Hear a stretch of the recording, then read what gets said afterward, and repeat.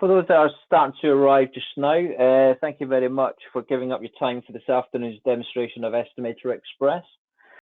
So just what you guys have got on screen at the moment, just want to get a collective kind of response of how do you actually estimate today. So just a couple of the kind of questions on there, maybe kind of using software already, maybe kind of outsourcing to a QS estimator, possibly using an estimating service, or just the old kind of tried and tested the kind of method, pen and paper, or maybe kind of the put everything into a spreadsheet. So just want to answer the question, and what I'll do, I'll share with that in just a second. I think we've pretty much got everyone who's going to attend in now, which is good stuff.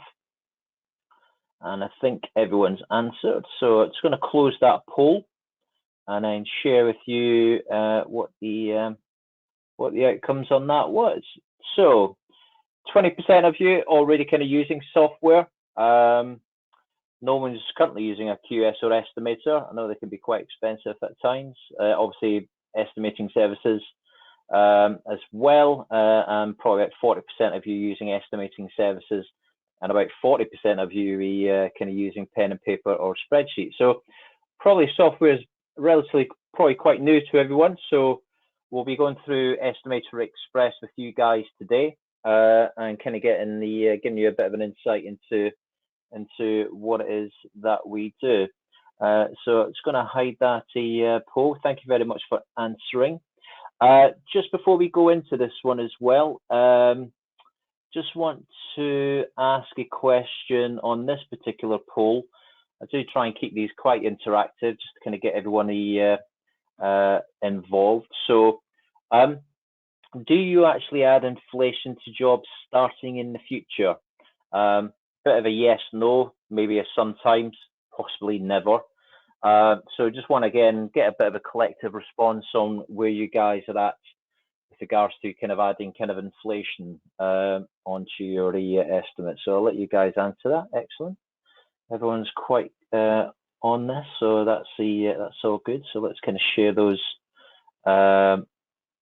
So 40% of you yes, which is good.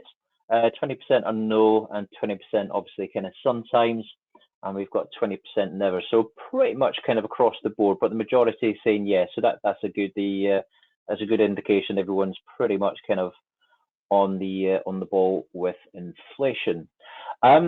So before we start, just to kind of give everyone a bit of an insight into the software we're currently using to host the meeting. It's called GoToWebinar. You'll notice on the little control panel there is a question box. So what we'll do is at the end we'll have a Q&A session. So please fire as many questions as you can through the little kind of question panel. We'll obviously kind of have a bit of a roundup on that. So I probably won't be answering those questions as we go through. We'll probably leave that as a bit of a kind of a Q&A kind of towards the end. So please, as I said, do kind of ask questions as we go through, and we'll have a bit of a roundup towards the end. So just want to introduce myself. My name is Mark Brady. I've actually worked for HBXL going on 15 years now. I mean, the company itself, we've been developing and selling this software to this industry for the last 20. So we've got quite a good pedigree. We do obviously kind of speak to builders, developers, architects, anybody who's pretty much kind of in the market or in the industry who want to build residential domestic construction projects, and they want help with that. We obviously offer a bit of software that certainly kind of enables life to be a little bit easier than the way that most of you guys are probably doing it today.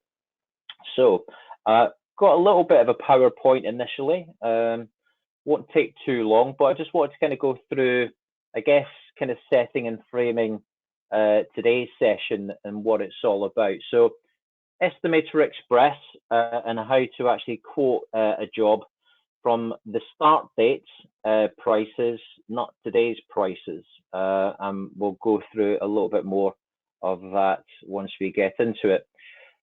I guess the problem with quoting with current prices, construction cost inflation is the highest for an absolute generation. We're obviously all coming out of the kind of lockdowns, Brexit kind of changeovers, the economy is kind of up and down, and obviously supplier kind of issues, raw material kind of issues is having a massive effect on inflation on materials, labour, all those kind of areas. And we obviously kind of see this quite often, pretty much kind of day to day. I mean, every conversation I have with a builder, I generally call all our customers builders, because we're obviously kind of building whatever kind of the business you're actually running, developers, builders. But I'll generalize it by saying builders. What they're obviously kind of feeding back to us is the kind of material prices are just very, very hard to kind of keep track of. Prices are changing constantly, if not daily, certainly kind of weekly and monthly. And it's very, very difficult to kind of get a fair idea or an idea of where those kind of future costs are going to go. So obviously inflation is in everyone's vocabulary as we're building today. I guess what you quote now will certainly be kind of soon out of date. Quotes aren't the prices aren't lasting very, very long. So again, it's how do we kind of get on top of that? How do we kind of give the client a future-proofed estimate at the end of the day? And I guess customers want a realistic figure. We've had a builder who spoke to us. He quoted a job. It was quite a big job. Probably came in at about 230,000 during lockdown.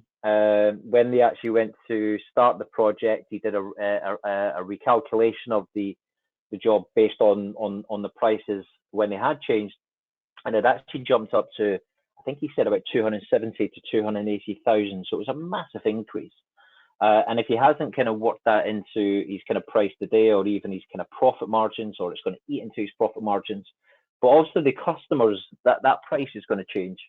And obviously their behavior is going to change as well. So making sure your customer gets a very kind of realistic figure on their estimate.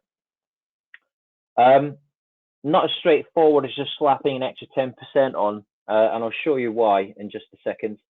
You need to certainly kind of calculate a kind of a compound inflation on your estimate. An Estimator Express obviously does that for you.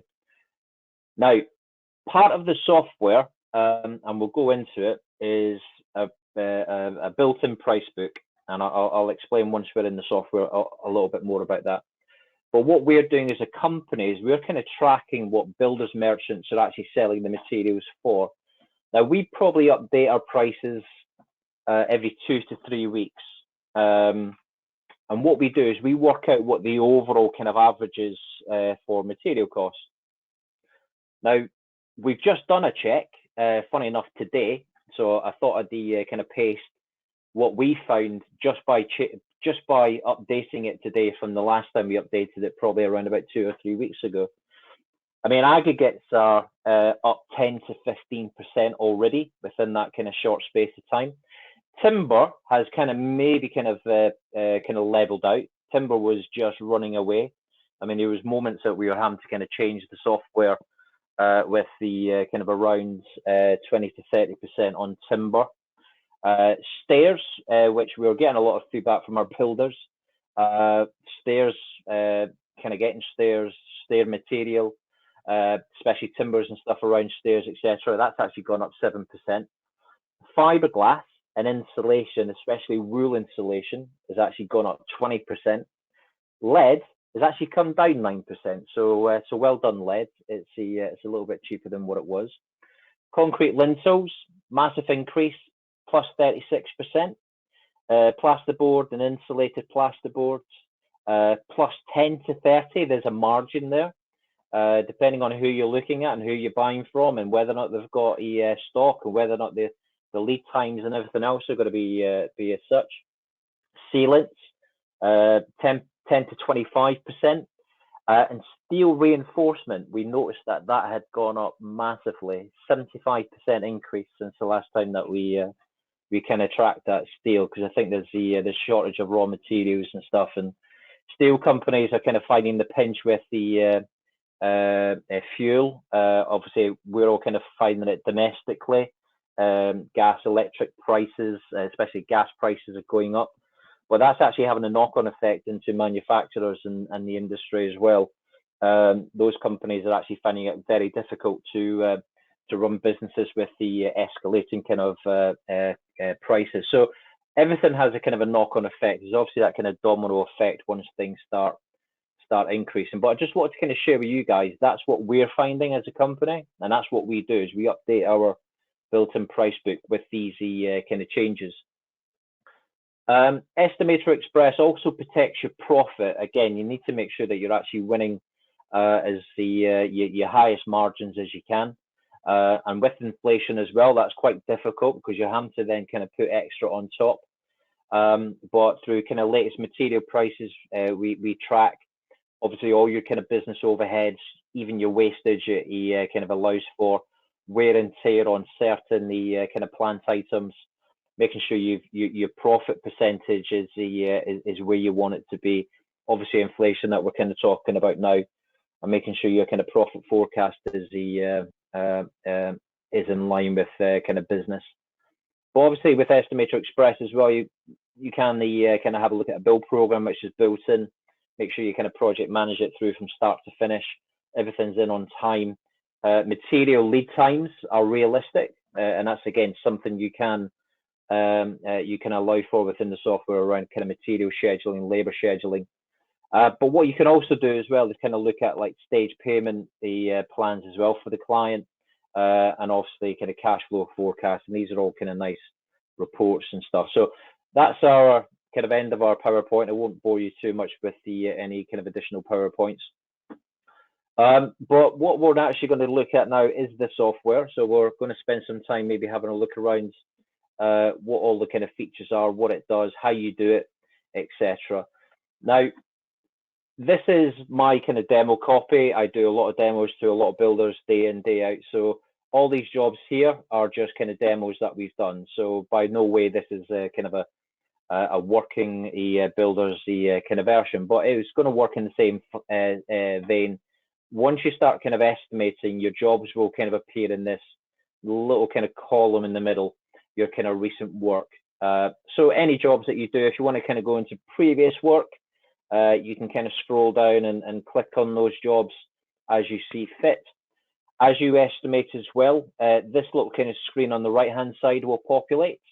So this will just give you a kind of an indication of jobs that need completing, ones that we're kind of awaiting a reply from our clients. Again, it just kind of gives you a little link to that job. If I clicked on job 52, it would take me into job 52. Jobs that are actually maybe kind of starting quite soon, again, give me an indication, right, we've got 4 jobs starting soon. Where does that kind of put us? How do we kind of manage that? And obviously a couple in progress as well, just to kind of keep an eye on them, see how well they're doing. But you can see here as well, kind of everybody likes to see kind of a pie chart, who doesn't? But this is just kind of giving you an indication of where your jobs are and at what kind of stage they are as well. So it just gives you more kind of the kind of job management information just on your what we call your dashboard. Just as soon as you go into the software, this is your, I guess, your kind of home page. If you think about your browser or any other programs you use, this is pretty much kind of home page on here. On this left-hand side, we've got access to your library. All right, I'm just going to actually click on the library. Just it does open up a little bit more on this screen, but you can access it just through that kind of drop down on the left-hand side here. Bang in the middle, overhead, profit, and inflation. This is where you kind of set out how you want your estimates to be behaving when you do your jobs. So that button there, you can view and edit the profit markup and also inflation as well. So I'm going to click on that now, and this will actually now kind of take you into the section. So very simple. It's a percentage kind of markup, but what the markup does, it kind of splits it over two areas: overhead and profit. So whatever your kind of business overhead is, if you don't know it, by the way, I do speak to a lot of builders who don't really particularly know what their overheads are. We do have a spreadsheet on our website you can download. You can fill in some information on the spreadsheet. It will tell you what your percentage overhead is. Lots of companies run it, different ones. Bigger companies, obviously more overhead. Smaller ones, maybe not so much. So you can kind of populate that with whatever percentage you feel your business is actually running at.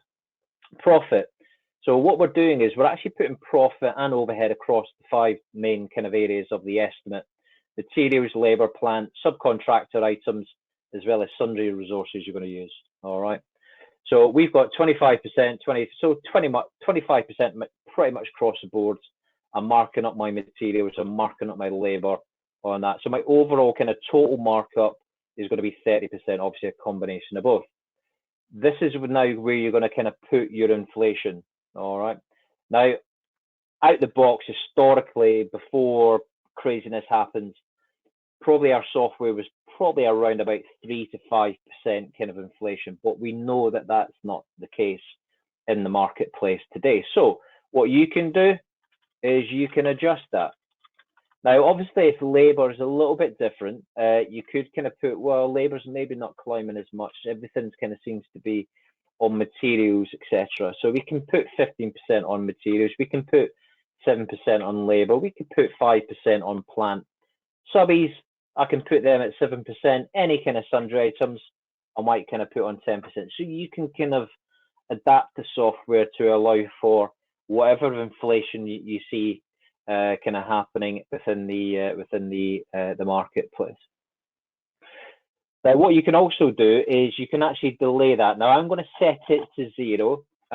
What that means is any job I estimate today, it's actually putting that inflation percentage on my job pretty much straight away to the client, regardless of whether or not the job's going to be starting tomorrow, next week, or whether or not it's going to be kind of starting 6 months down the line. I'm not going to delay any inflation costs. I'm going to kind of slap them on the quote pretty much straight away. But when you go into an actual job and create the job, you can kind of alter this.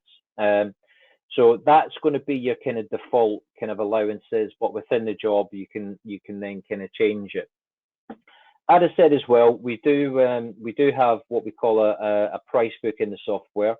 It's called the master price book. It's a default price book that everybody gets when they install our software. So within the materials section, I'm going to click on materials, and that's going to take us in here. This is now kind of showing all my building materials. There's thousands in here. You can actually get a kind of an idea of all the different ones just by kind of going into type and then just clicking that little button there where you can then kind of filter. So if you wanted to look at all your bricks or all your kind of carcass timber, so let's have a look at, if I kind of filter that by carcass timber, this is all my timber that is in the software. These are the materials that we're tracking. All right. So we're having a look at that material, and what we're doing is that price there is a reflection of the tracker that we do, the kind of builders merchants, the kind of tracking that we do. It looks like on a previous demo, I probably haven't gone in and kind of changed that, but I've actually put an adjustment on there myself, actually.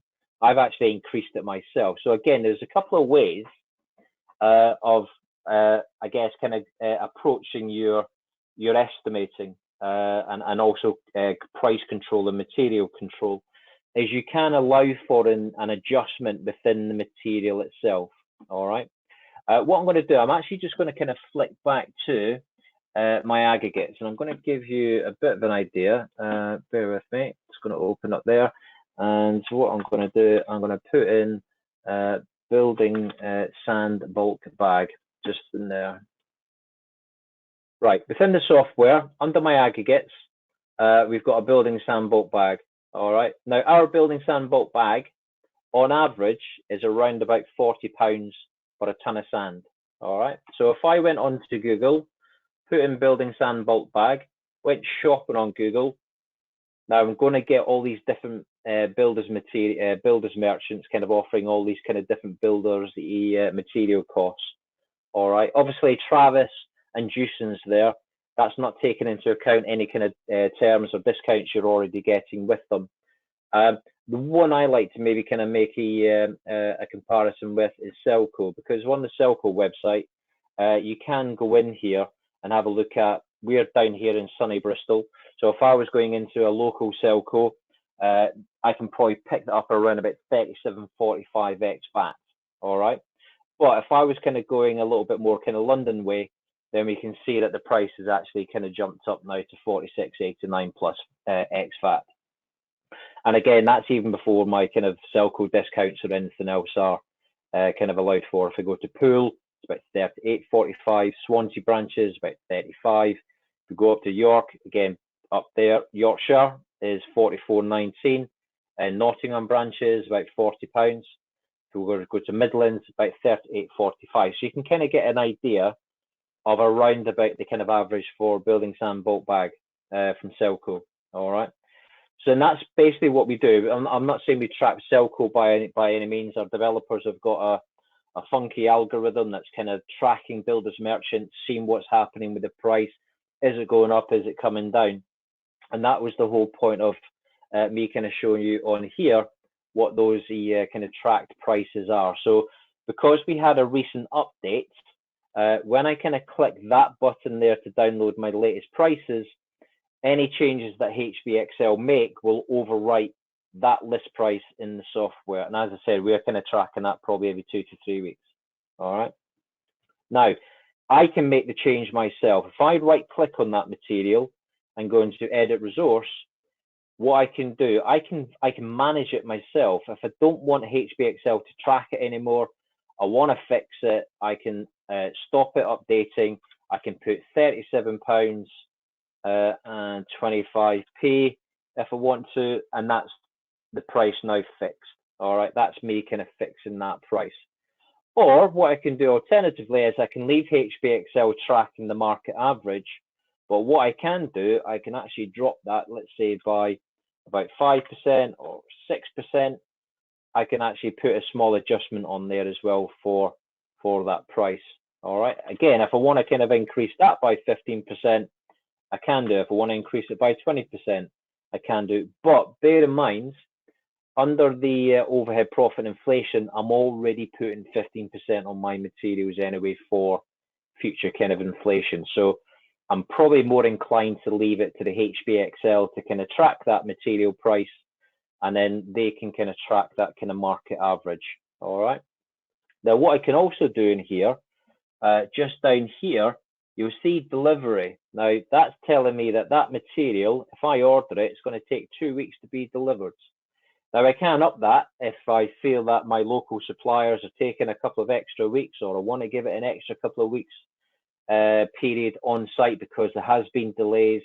There are kind of issues. I can up that kind of building sand delivery terms. That means that when we do the estimate and we have a start date on the job, the software will look at where we need building sand on the job and will tell me that we need to order that 4 weeks in advance of when we actually need it. All right. So all these kind of delays and stuff, you're getting your materials on site. Funny enough, I've got one of my neighbours who are doing an extension next to us. They've been kind of not moaning to me, but been mentioning to me that there's been a few delays. They thought it was going to be a little bit faster. The guy's not around for a couple of weeks and stuff, and then all of a sudden he rocks up with materials. Now, as I said to them, they need to kind of speak to the builder, ask them where these kind of materials are, have a kind of a schedule, what's happening, when's the next kind of phase, when's the next kind of the build phase actually happening, how long is that going to take? So it's having that kind of information to hand. So we can do that. And you'll notice down here as well, we can allow for wastage. All right.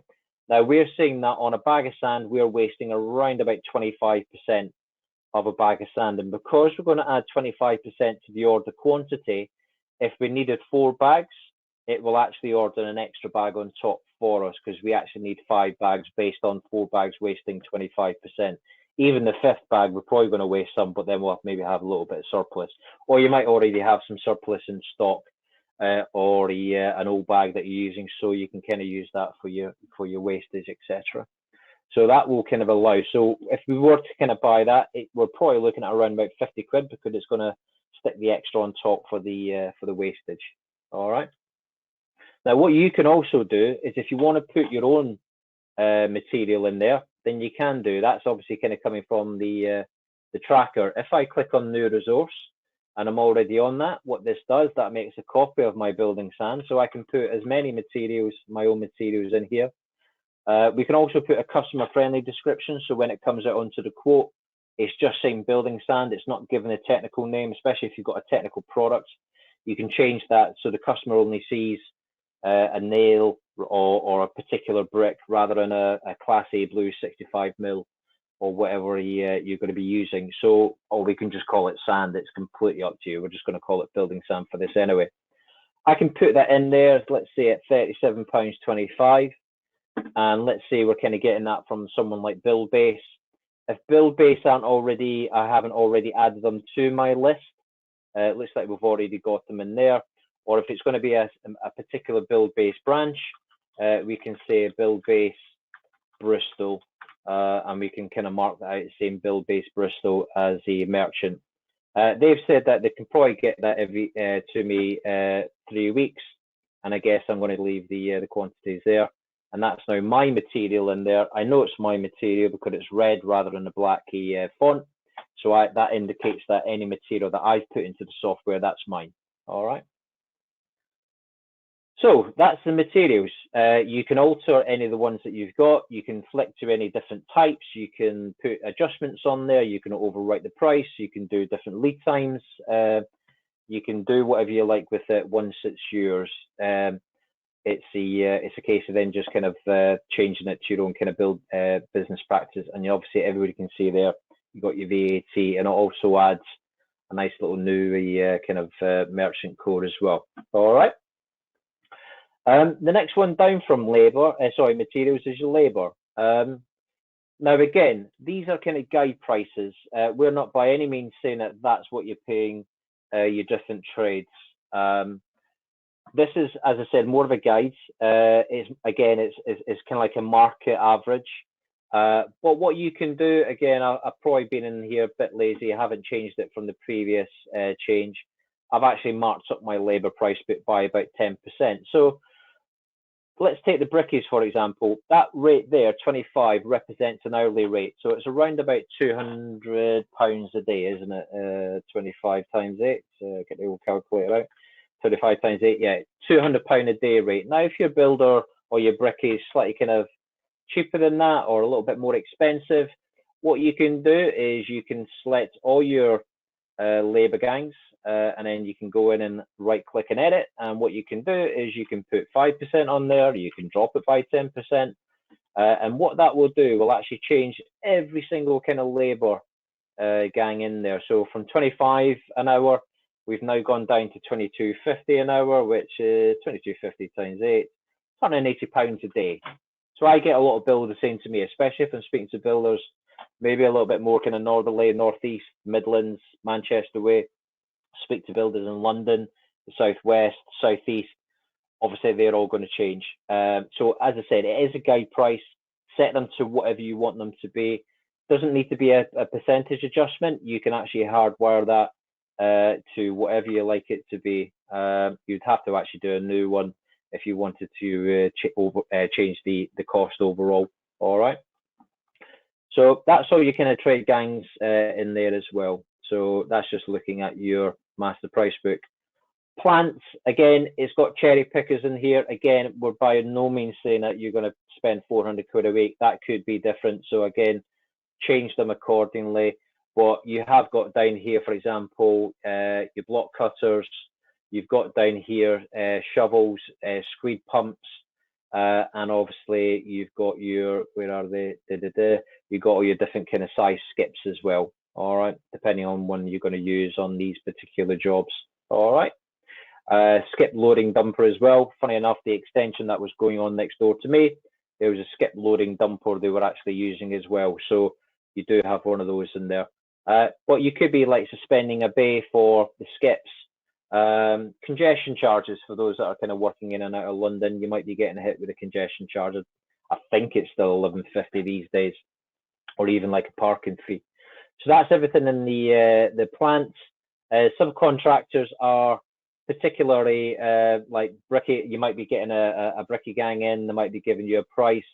And again, I'll show you quickly how to change that. Scaffolding, plumbers, you can put them in as subcontractors if you want to.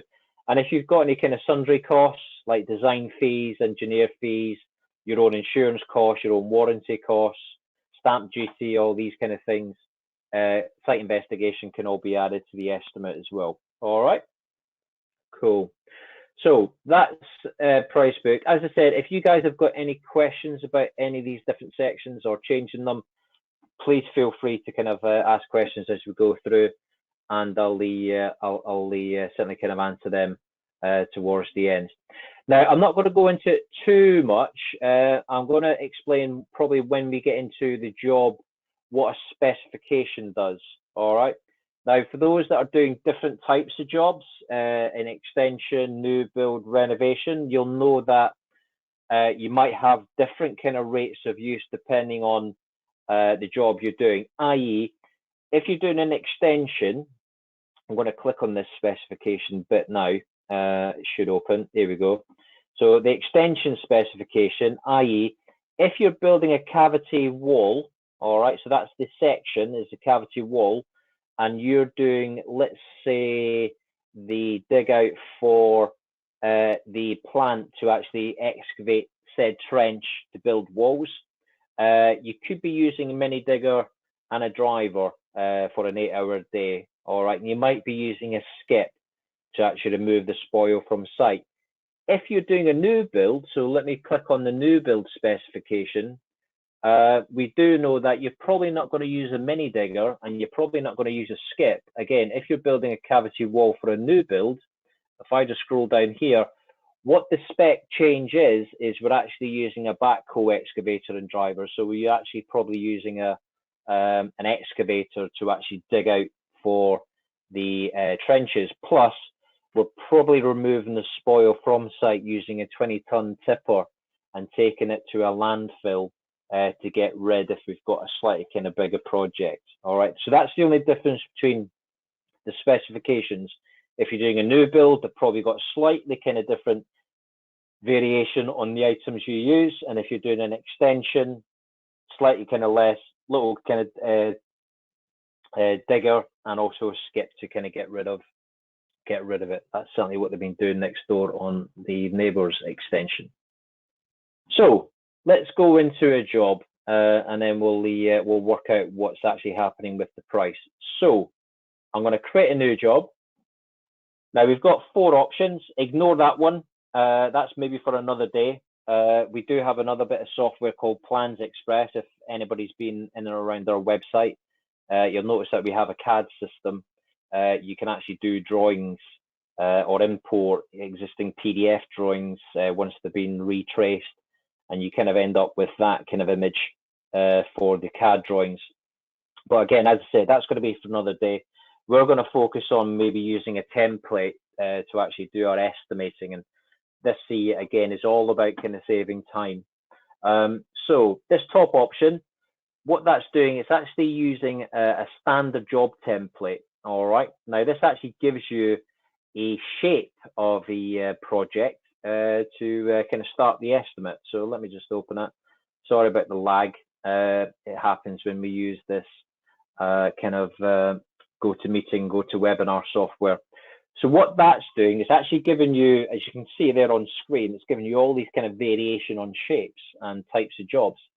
What I'm going to do, I'm going to filter by my extensions. So I'm only looking at my extension templates now. You'll notice that they're all brick, and you'll notice that these ones here are kind of single story. They're probably around about 3-sided. So these ones here, that typical apex, that could obviously be a porch, or it could be an extension you're doing at the front of the house with the an up and over roof. All right. This one here, very similar to that one, this one, but that's got a valley, so it's actually getting teed into an existing roof line. All right, similar shape, might be a little bit bigger, might already have a roof that you're teeing into. That one there, and you can see the descriptions really, hip valley roof, single story extension on that.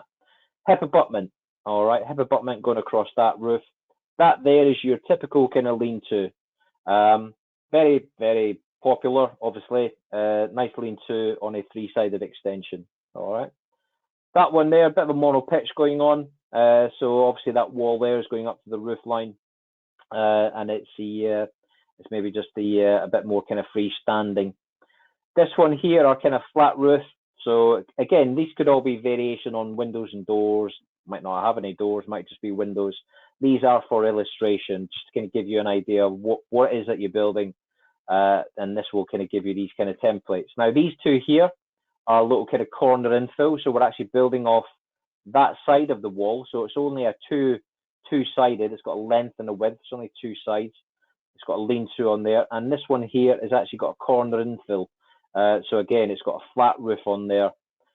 This one here is like a corner apex with a lean-to. So imagine it's actually wrapping round the side of the building. You've also got a kind of an apex at the front, and you've got a lean-to running off down the side.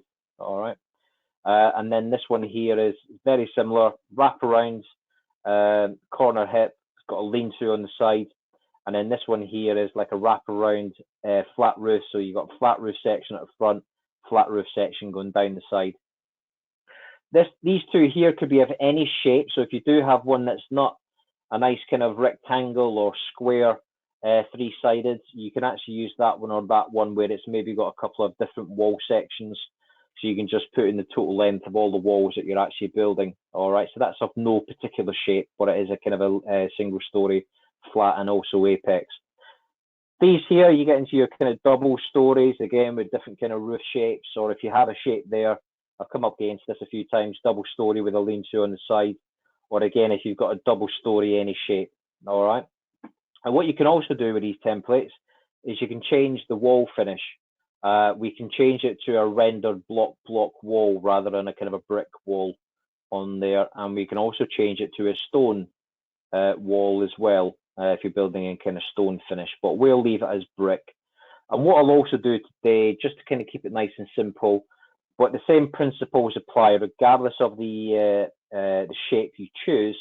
The principles are exactly the same, all right, whatever one you pick. So I'm going to pick our typical kind of lean-to, very, very popular, very, very common. So what I'm going to do there, I'm going to click that picture. And then what the software is now doing is asking me for the job details, all right? So what I'm putting in there is a job name. So it kind of gives me a default lean-to single story extension. If you want to keep it like that, that's fine. If you want to overwrite it, then go for it. You can put whatever you like in there, all right? Job description, it's a single story extension. Job reference 105, it's picking up the next job number, and then we can put that in there. What you can also see as well is applying what the master price book. So that price book we went into with all the material costs, labor costs, that's the price book it's actually adding. And then down here, we've got a start date. It's actually given me a bit of a kind of a lead time in this. I mean, what's the day? The 13th of October. It's given me about 6 weeks based on, but again, if you want to change it, just click that button there, and then you can change it to whatever you like it to be. If the job was starting tomorrow, we could change it to tomorrow, but they're obviously not giving you much time to put that price together. So we can put that the job start date in whenever we like. Now that's important because what we're actually doing is that is when the job is likely to start. That's 6 weeks away, all right?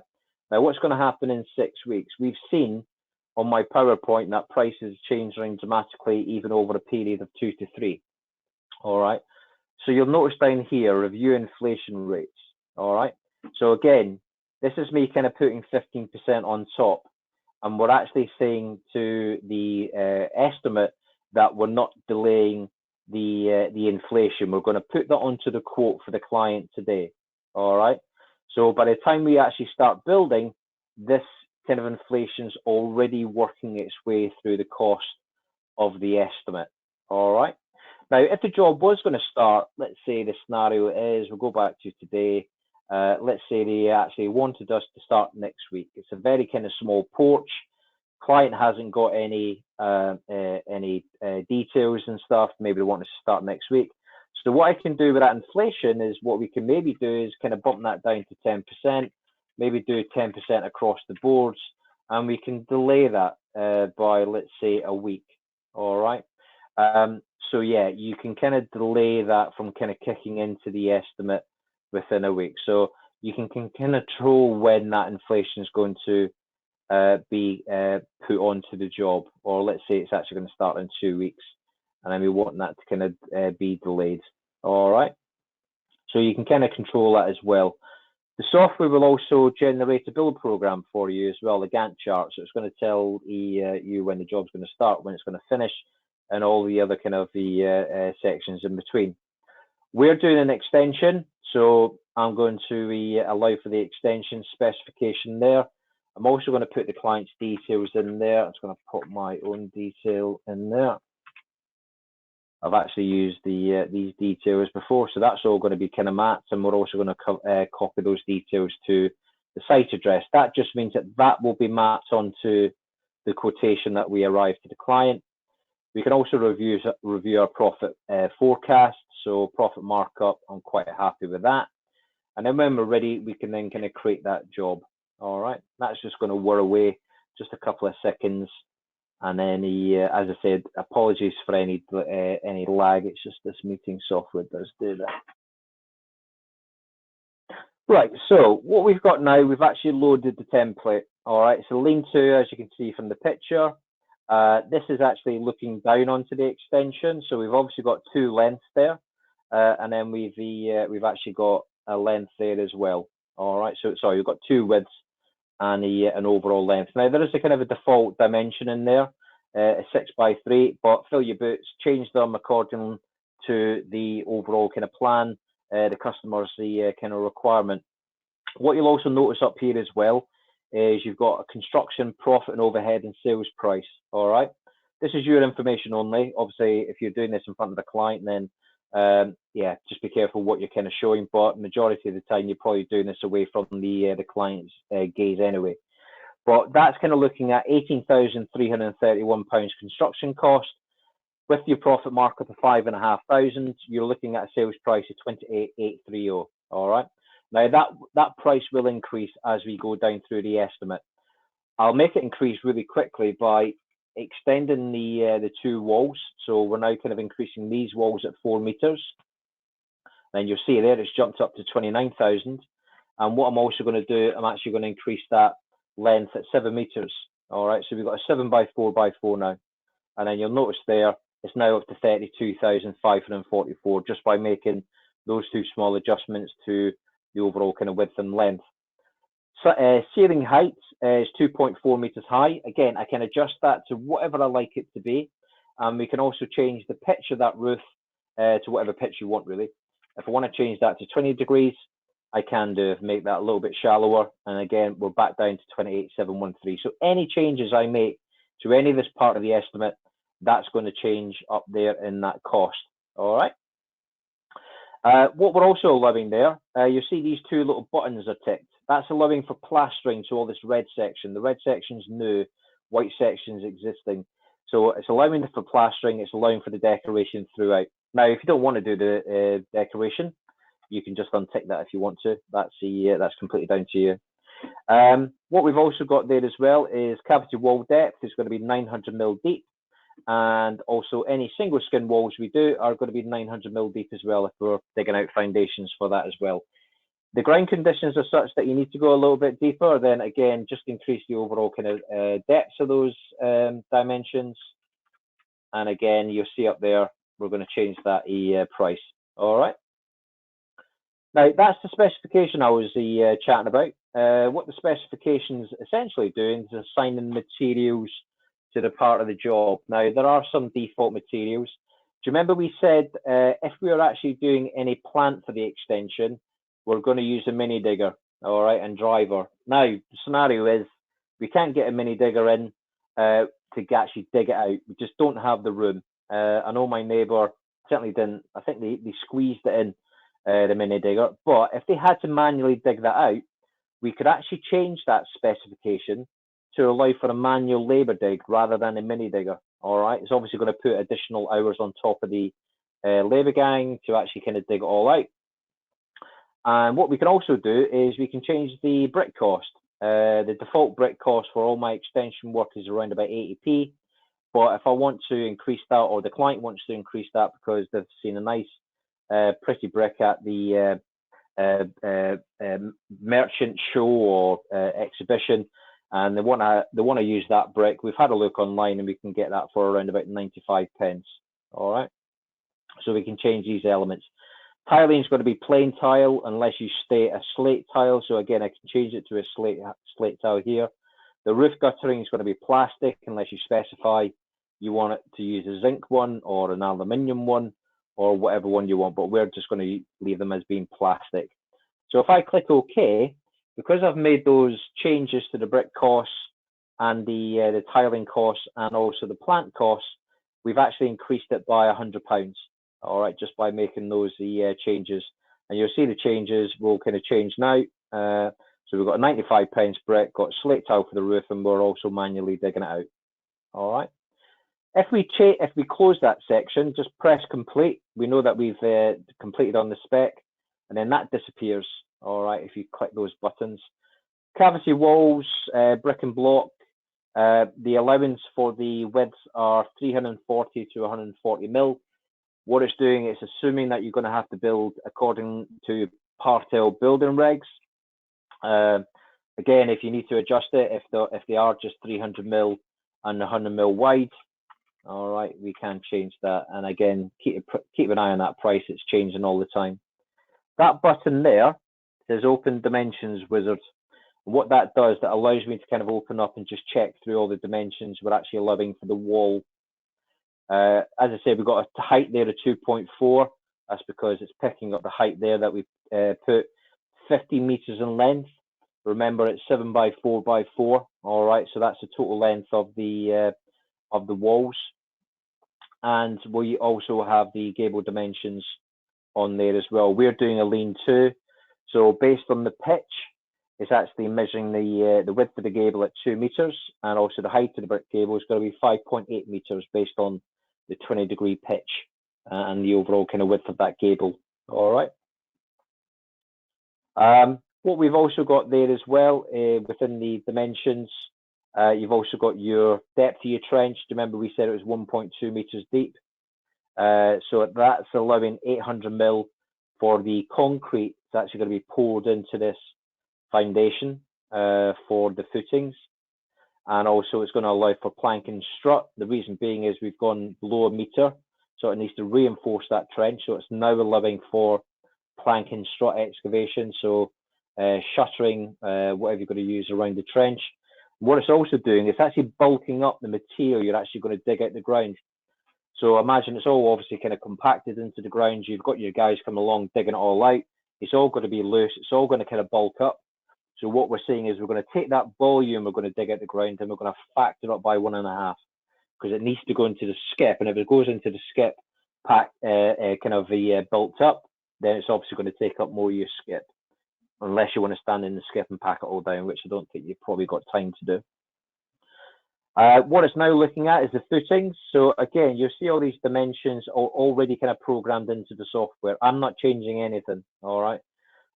So brickwork depth below the splash course, 75 mil, 225 for the block work to outer leaf, below DPC. Height of your trench blocks are going to be 225, and we've got 450 for the height of the block work to the inner leaf below DPC. So obviously inner leaf, outer leaf. It's also insulating the walls, and it's also doing a separate DPC. And on the inside of the wall, so this is now looking at the internal leaf, what we're doing there is we're plastering and decorating because we said we want to.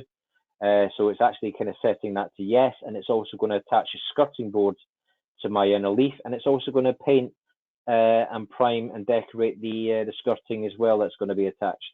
All right. So that's what it's doing to the walls. The next button along, resources, that's just allowing you to kind of check on the resources you've actually used on the estimate on the actual wall. So if I kind of go along to the bricks, they're highlighted. Any kind of these sections you click on will just highlight, and you'll see there it's kind of changing information. So if we're doing bricks above the DPC, do you remember I said we were actually using a 95 pence brick? Now, if I want to change that back to 80 pence, I can do. Now, this is the intelligence in the software. This is what the specification does. The specification actually tells the software, if you're doing bricks above DPC and you're allowing an 80 pence brick, then you're applying a £48 a square meter rate. All right. Now that means that the software is actually saying you're using 60 of those 80 pence bricks for every square meter you lay, bricks above the DPC. So including wastage of 5%, we've got a job that's 41 square meters in size. We're going to allow 2,634 bricks, all right, on this job, because we're estimating at £48 a square meter is going to cost £2,107.73 for all those bricks to allow for the bricks above the DPC. All right. Now, if you change the brick cost, let's say we go back to the probably an easy one. Let's say we're going back to £1. We're now estimating at £60 a square meter because we're using the same amount of bricks, but they're costing an extra 20p. So it's now estimating the actual cost at 2,634. All right. So that's the intelligence in the software. It's actually working out how many bricks you're actually going to use over a 41 square meter wall, or the walls you're actually going to build. All right. Same for the cavity insulation.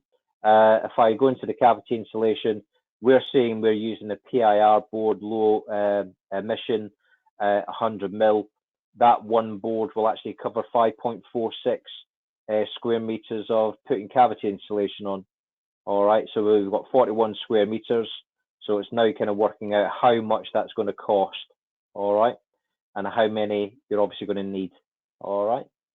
So that's where the kind of intelligence and the reason why it comes up at the price that it does within the software. Any kind of decoration, wall plastering system, skirting boards, you can change whatever you like to whatever the client's requirement.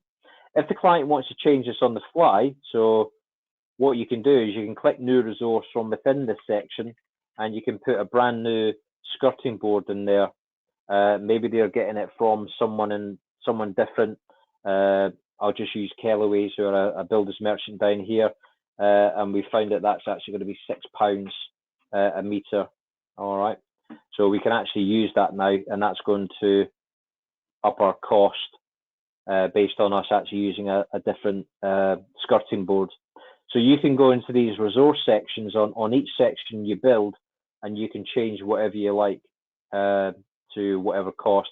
You can even change who's doing what. So if I want to change that to the labour, that's telling me we're using 2 brickies and a mate, and they're actually being judged on in an hour. They're doing 1.6 square meters of laying brick above DPC. So that's roughly going to take 25 hours over the course of a 41 square meter job. So they're actually charging £35.10 a square meter. But if that brickie gang's a little bit faster laying a square meter of brick, we can say they're doing 1.8 in an hour. All right. So again, it will reduce the amount of hours on the job. We can even say they're slower. Maybe they're doing 1.2 square meters an hour. So my hour on the job is going to go up to around about 35 to kind of complete that, because they're a little bit slower than average. All right. So you can change that. You can change who's doing the cavity insulation, who's doing whatever on the job.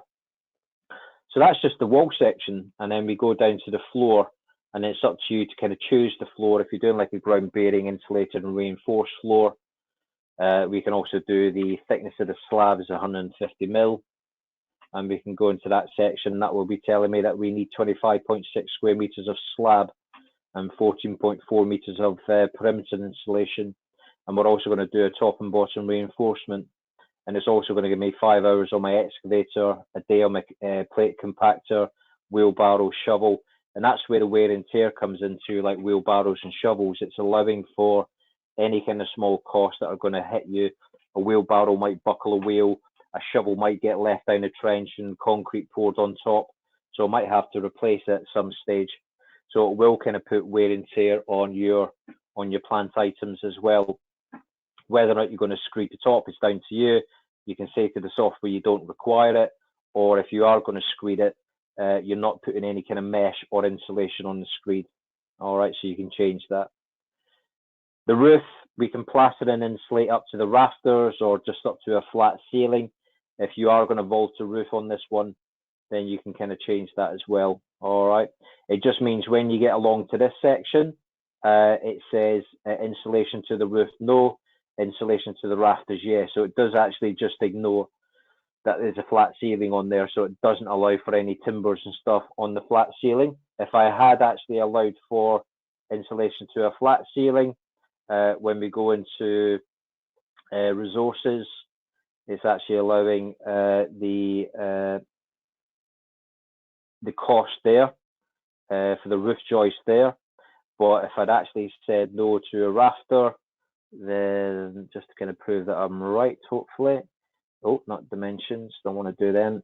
Go into resources. It's got a zero cost there because it's ignoring that section. All right. But that's kind of allowing for all your kind of purlins, your rafters, your eaves wall plate fixings, your eave fascias, your roof binders, everything's kind of in there. Bars boards, everything's kind of allowed for in the roof, all your timbers, all your tiles. Remember we said we're going to use a slate tile? Yeah, so what the software is now calculating, 24.6 of those tiles will actually cover a square meter. It could be that maybe the tiles themselves are covering about 30 square meters, so that will 30 of those tiles cover a square meter. So you probably need 1,016 of them instead. And then that's obviously all your roof finishes. So that's the roof done. I guess press complete and then just keep moving down the different sections. And all the time your price is kind of increasing. Structural opening. So if you want to kind of do an opening into that wall there, the kind of white section, we can go down to adding an existing opening.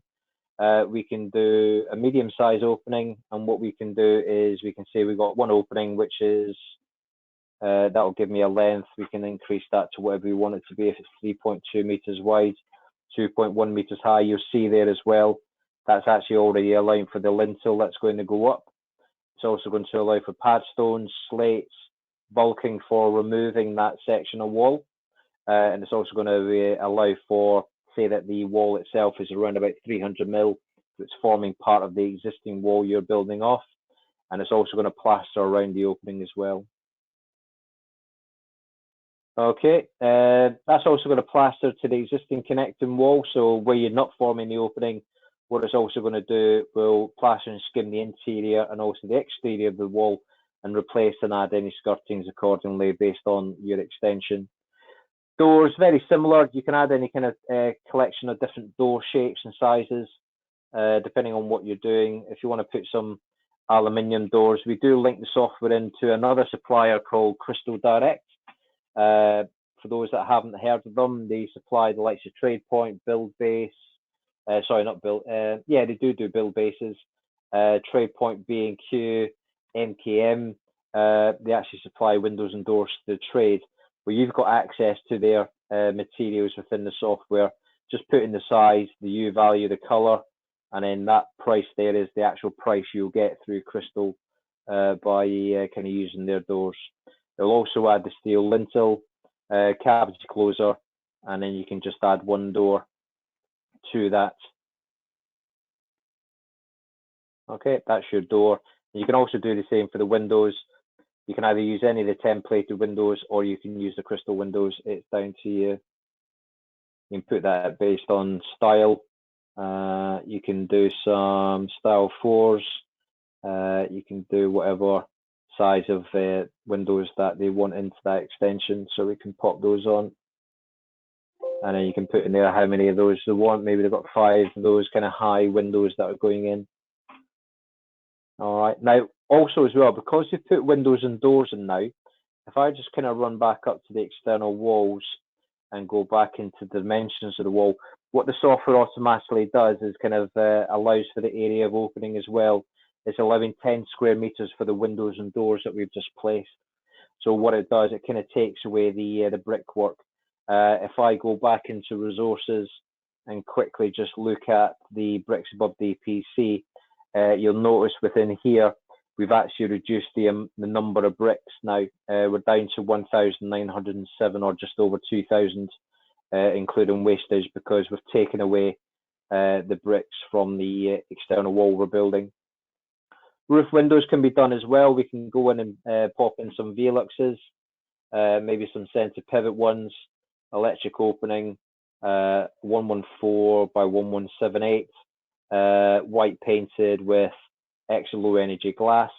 They're £875. Now, it's getting that information from the Velux window website. We can also do some roller blinds. Again, they'll be electric. We do some black ones. They're 230. So this is actually coming off the Velux window website. Overwrite them if you get them cheaper. Just put in 799 there, or maybe then you get in for about 150 quid from a local supplier. You're by no means under any obligation to buy from the Velux window website, but we're just kind of pulling that information in through our kind of algorithm that we do, kind of track and build merchant materials. So we've got 3 pitch windows going in. If you're doing any kind of internal walls, you can do a collection of internal cavity. If you're building any internal partition walls, if you're not doing them, it's all going to be open plan, then just ignore it. It's only asking for a length, and then you can kind of pop them in there as well. Any stud walls you're putting in, just put the length of the stud walls you want to kind of price up. Any kind of sleeper walls as well, you can pop in there. If you were doing any partition walls, you can also add any kind of internal doors as well. But yeah, you can just add those as a different section. Plastering and decorating, bear in mind we're already kind of plastering and decorating anyway. So yeah, the plastering and decorating, that can be added to any kind of additional rooms as well. Yeah, not a problem. We do record this, so I'll send the recording out for you. That's not an issue, and we'll obviously kind of catch up as well. But thanks for attending today. So I probably have overrun a little bit today, obviously with the PowerPoint and everything else kind of up front. This is if you're actually doing any kind of additional plastering to any other parts of the build. You can actually go into a bedroom or living room and actually replaster existing rooms as well, which can be quite useful. And we can also put in any kind of additional kind of steel beams if you want to put singular kind of steel beams into play. You can kind of do that as well. So all these different kind of sections, any walling sundries you can do. You can do dental course, header courses, cladding on the outside. You can do any kind of kind of finish on the outside you're doing. Any renovation and demolition. So if you want to go into a particular room and do an internal renovation, you can. Or what you can do is you can actually demolish existing walls and then kind of take down, remove foundations, remove walls, associated spoil, etc. as well. So you can do all your kind of renovation and demolition here. The software also does like plumbing and electrics as well. You can actually add them as a kind of a group item. If this was going to be like a living space and you're creating like a family room, what you can do is you can kind of go in here and actually kind of pop in. You've got a ceiling rose, sockets. If you're not putting in any kind of ceiling roses, obviously you've got a vaulted ceiling in there. Or what you can keep on there are wall lights, and you can maybe increase the amount of wall lights. We're kind of taking them up to a kind of 4, and they're actually part of you can assign that to your extension. So I've gone past it. So the location is the extension on that. But if you're doing like another room and you're actually putting any additional sockets, maybe in the living space, you can kind of put that in as a different kind of location. All right. Also, it's putting in electrical installation is there. What you can also do with the sockets, if they do want some USB switch ones, we can actually put them in there instead. And we can say we've got 2 of those. And again, they're going into the lounge as well. Just press L. I'm sure it'll go down. Maybe not. Thought I'd find it just by putting in something. They're going into the lounge as well. All right. And obviously on the plumbing, we can add a group of plumbing items as well. You can put a pipe feed into the family room that you're kind of building for them. About 4 square meters.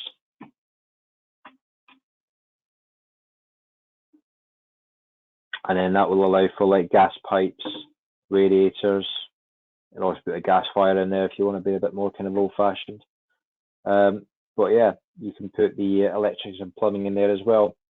Drainage you can kind of put in as a group item. You can put different kind of drainage kind of systems in there.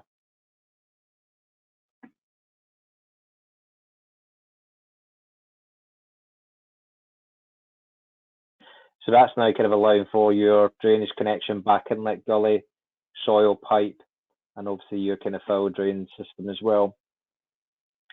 Any kind of external works you want to put in there, you could be putting in patios, tarmacking drives, stripping sites. You can allow for that as well as kind of landscaping. You can maybe kind of put down decking, boarded fencing, turfing, might be building a garden wall as well while we're there. Depends on where the extension is, or repairing one that's already there. Preliminaries and sundries, we could be allowing for scaffolding costs, site establishment costs, travel costs, any of these kind of running costs you've got. We can put a scaffolding allowance in there. We can do a small single-story extension scaffold going in, and then you've obviously got and you can just adjust the dimensions. Only got the one little lift on there. Number of weeks hire included in price.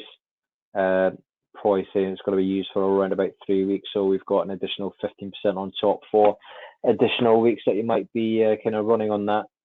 The site establishment, you can establish a small extension site, and that allows like a cabin if you need one, toilets obviously, security fencing. We're obviously not kind of clearing the site, but we might have to suspend a bay for the skip, depends on where it is.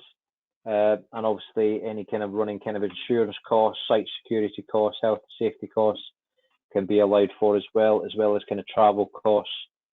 As I said, you can maybe running a medium-sized van to and from the job. So you could be maybe kind of allowing at 1,000 miles a job, just to allow wear and tear on the van. For those that maybe are kind of in London, you might be getting hit with a congestion charge, or you might even just be getting hit by a daily parking fee.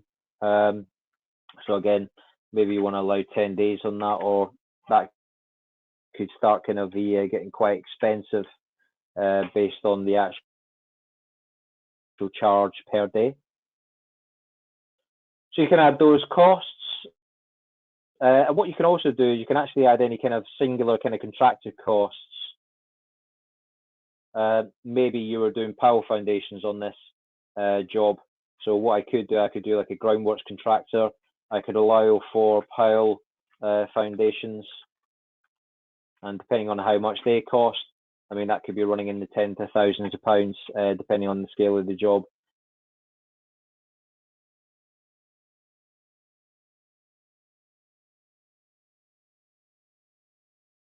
So we can adjust anything down here under the kind of job settings. The build program, as I mentioned, it's got a built-in Gantt chart.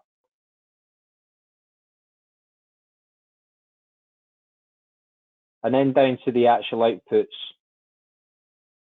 So going into the actual quote that we want to kind of present to the client, and this is where you're now going to add the actual inflation to the quote itself. So down here, we've now got the quote. All the information is now being mapped onto the quote, and then we've now got our kind of letter. Our letter is now kind of stating that the estimate is only actually valid for 28 days. Any kind of requotes and stuff will have to be done after that. And then now we've got our kind of price down here at 52,328 with our VAT now added at 10.5. Now, if you want to then kind of add our inflation, we've just now got to add inflation there, press apply, and then down here you'll notice that we can now change that section there. So our actual overall price there is 52,478.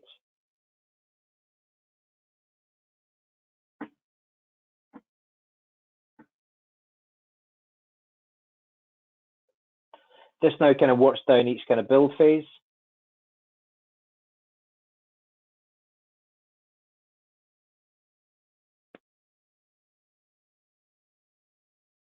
showing all the different sections and all the different kind of costs for each kind of section.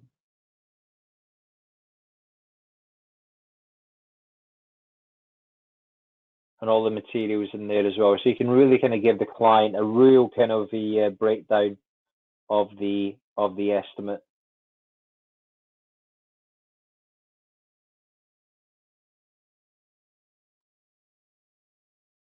What we can then do is go into any of the kind of data reports. And if you want to have a look at your inflated cost report. So now we've got our kind of running kind of inflated cost report.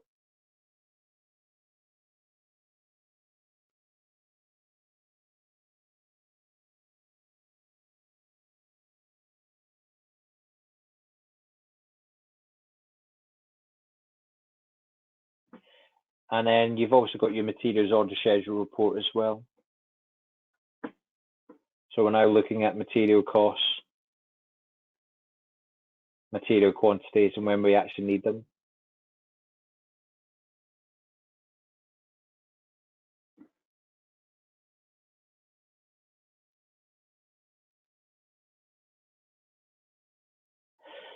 Okay, so I'm going to wrap up there now. Many thanks for attending today. Hopefully you found a lot of information coming out of the software, especially around about managing your materials, etc. So thank you very much for attending. We'll be in touch post our demonstration, and I'm sure we'll chat very, very soon. Thank you very much for your time.